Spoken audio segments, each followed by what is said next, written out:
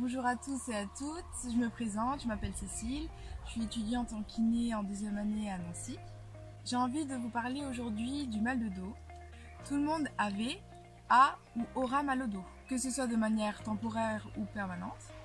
Effectivement, le vieillissement est un processus dégénératif qui va toucher toutes nos structures, notre peau, nos muscles, nos articulations, nos sens, mais aussi notre rachis et toutes ses composantes. Il est évident qu'on ne peut pas éviter la progression de ce processus naturel dégénératif, par contre, on peut le ralentir. Donc je voulais vous présenter une vidéo qui représente une séance de yoga composée d'une première partie sur la respiration, une deuxième partie sur les postures et les asanas et une troisième partie sur la méditation. Le corps de chacun est différent, c'est pourquoi les postures que je vous présente aujourd'hui, les postures de yoga, doivent être adaptées en fonction de vos capacités. C'est pas un challenge, il faut faire ça progressivement. Il y aura des postures que vous arriverez à faire facilement dès le premier instant où vous le ferez. Et il y en a d'autres qui vont vous demander un peu plus de patience. Je me suis basée sur des études scientifiques qui montrent les bénéfices à exercer le yoga régulièrement et les bénéfices qu'on peut en tirer, notamment sur l'entretien des amplitudes articulaires, la souplesse, etc. Donc je vous souhaite de passer une bonne séance en ma compagnie et puis on y va. Le premier exercice de respiration se présente sous le nom de Bhastrika Pranayama, plus connu comme le souffle de feu. Le plus important est d'expirer avec force, par des souffles courts et rapides, suivis d'une inspiration passive et naturelle. La respiration se fera au niveau nasal. Il est donc conseillé de se moucher avant. L'assise importe peu, tant que vous êtes à l'aise. Durant l'expiration, enfoncez bien votre ventre d'un mouvement brusque vers votre colonne. L'inspiration doit être passive et l'expiration doit être active.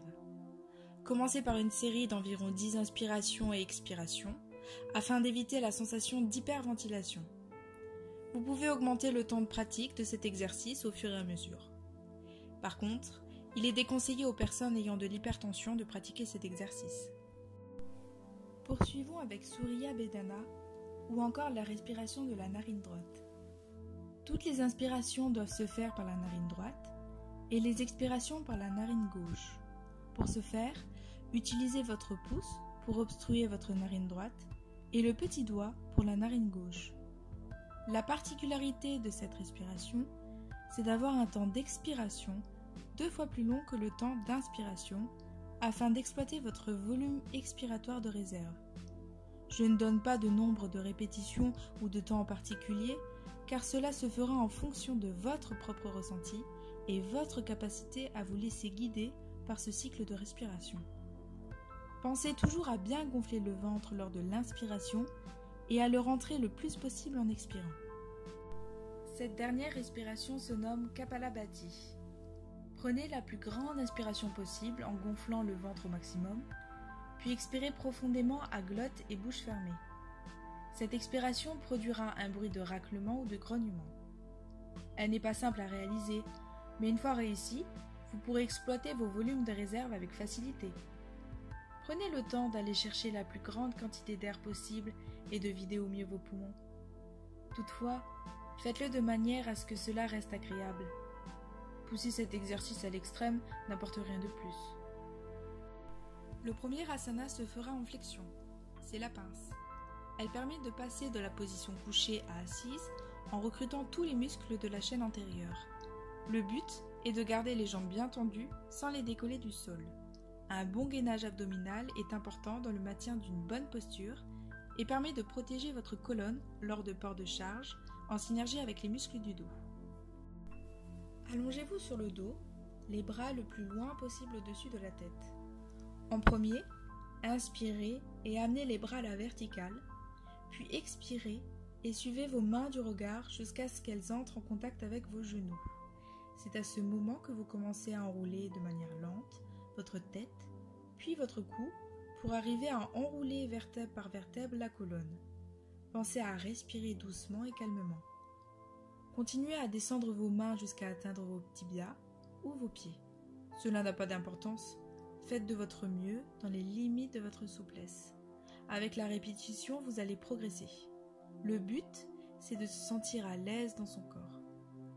Le retour s'effectue de manière identique, en pensant à bien dérouler le dos lentement. Vous pouvez répéter cette phase 2 ou 3 fois.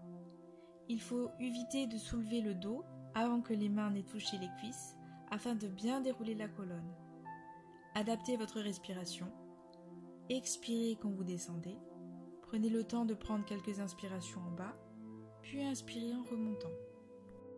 Le deuxième asana se nomme le chat et le serpent. C'est une posture d'extension.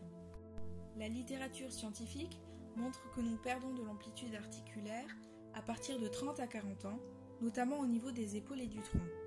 Cette posture permet d'entretenir des amplitudes que vous n'avez peut-être pas souvent l'occasion d'explorer. La position de départ se fera sur le ventre, les mains à la hauteur des épaules, proches du corps, et les pieds et les genoux écartés. Amenez vos fesses en arrière jusqu'à l'extension complète de vos bras. Prenez une grande inspiration et tendez le dos au maximum. Sentez l'étirement produit au niveau du dos et des épaules.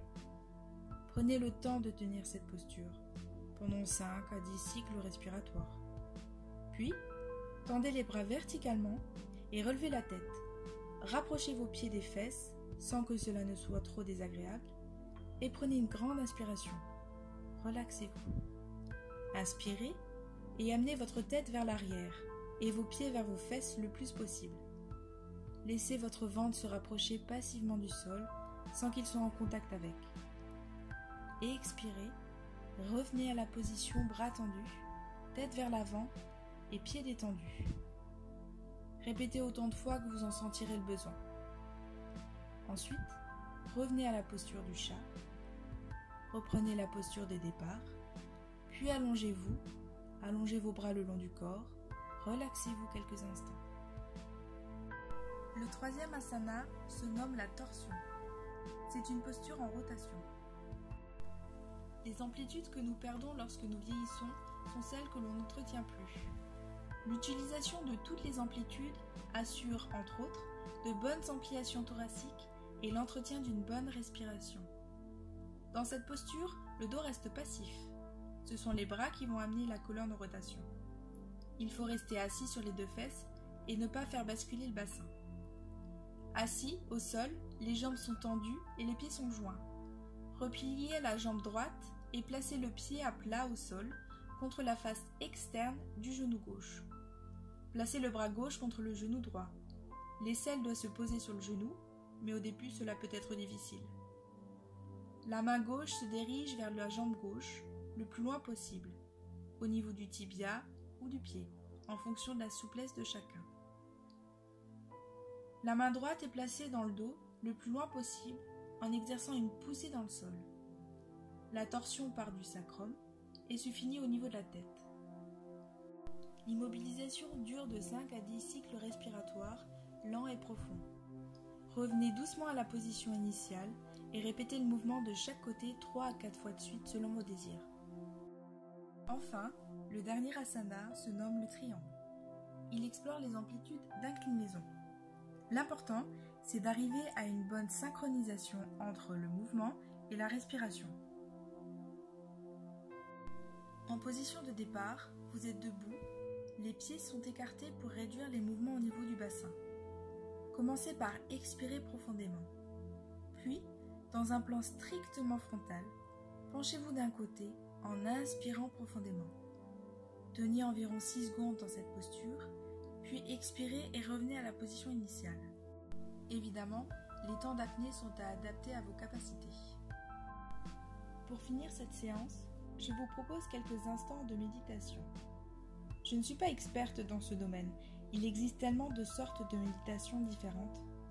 Je peux vous dire que ce temps de méditation peut être un moyen de mettre votre vie en pause et de voir où vous en êtes, de prendre soin de votre intérieur, de vous poser avec vous-même, de vous poser les bonnes questions, de souffler un peu. La position que vous choisirez sera la vôtre, celle qui vous conviendra au mieux et où vous vous sentirez à l'aise. Vous pouvez être debout, en train de marcher, allongé, assis, peu importe. Le but est d'essayer de se relier au maximum avec son corps. Si on est conscient de son corps, nous sommes plus aptes à en ressentir les dysfonctionnements. Il est important d'être à l'écoute des signaux d'alerte qu'il peut nous envoyer. C'est en étant attentif, en le stimulant et en le respectant qu'on l'entretient, qu'on diminue le risque de créer des douleurs, de chuter. Prévenir des douleurs. En faisant quoi? Plus de sport, manger mieux, boire assez, bien dormir. Posez-vous les bonnes questions. Prenez soin de vous, de votre corps, de votre mental, de votre psyché. Méditez. Voilà, la séance est terminée. J'espère qu'elle vous a plu, que mes conseils et ma méthode a été compréhensible. Je suis novice quant à la pratique du yoga, donc je suppose qu'il y a encore beaucoup d'améliorations à apporter à cette vidéo. Mais dans tous les cas, j'espère qu'elle a été claire et que vous avez passé un bon moment. J'espère que la vidéo vous a plu et que ça vous a apporté des conseils et puis une certaine ouverture d'esprit sur l'entretien de votre physique et votre mental.